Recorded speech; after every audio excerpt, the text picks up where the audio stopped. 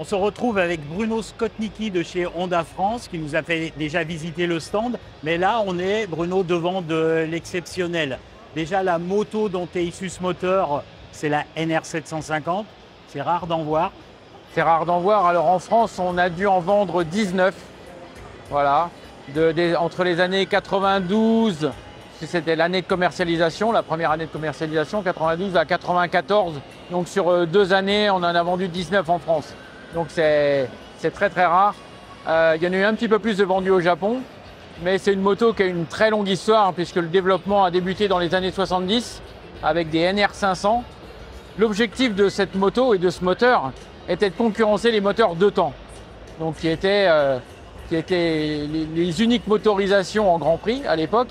Mais Soichiro Honda, lui, c'était un féru de moteur 4 temps. Il ne voulait pas entendre parler d'un 2 temps pour son retour en 500. C'est ça. Et donc, il a tenté, avant finalement d'arriver aux 2 temps, mais il a tenté de développer un moteur 4 temps qui soit capable de battre les 2 temps, donc en augmentant le rendement du moteur. Ce qui voulait dire prendre énormément de régime moteur. Donc, il fallait prendre du régime, il fallait du couple quand même pour avoir de l'accélération. Et pour ça, ils ont eu l'idée de passer d'un piston rond à un piston dit ovale. Alors le côté ovale, il est assez particulier parce que, on en parlait tout à l'heure, Gérard, c'est pas 2 lignes droites raccordées par deux demi-cercles. En fait, il y a un vrai rayon de courbure, il y en a même plusieurs. C'est une courbe constante et variable. Exactement, en fait, exactement. L'intérêt, c'était de fractionner un peu les masses, de faire un faux V8 en fait. C'était de faire un faux V8 en fait.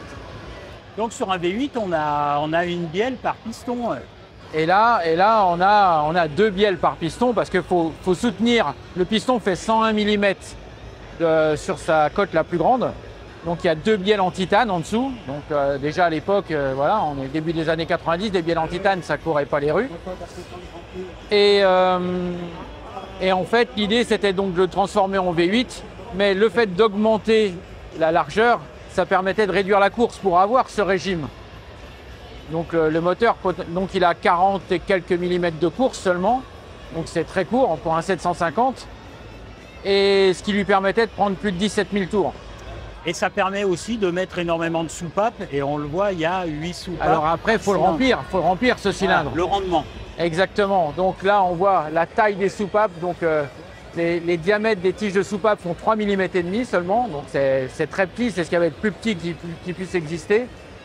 Donc gros travail sur la fabrication des soupapes. L'étanchéité du moteur, ça a été un des points, points importants. Là, l'étanchéité due au moteur piston-cylindre. Piston-cylindre. Parce que là, on imagine bien que faire des segments pour un piston circulaire rond, c'est assez courant, facile, très facile maintenant. Et d'ailleurs, Soichiro Honda était un des précurseurs. Il a été fabricant de segments. Il a été fabricant de segments. Mais là, on se pose un problème technique sur les dilatations qui sont irrégulières. Enfin, exactement. Est-ce que tu sais comment, comment ça a été résolu? Par des essais. Hein. Ouais. C'est juste par des essais que ça a été résolu. Il y a 200 brevets sur le moteur. D'accord.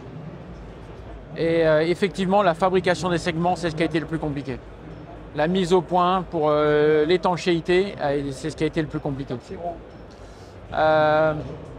On a donc ces 8 soupapes qui sont alimentées par un corps d'injection. Là, on le voit, c'est relativement petit. Hein.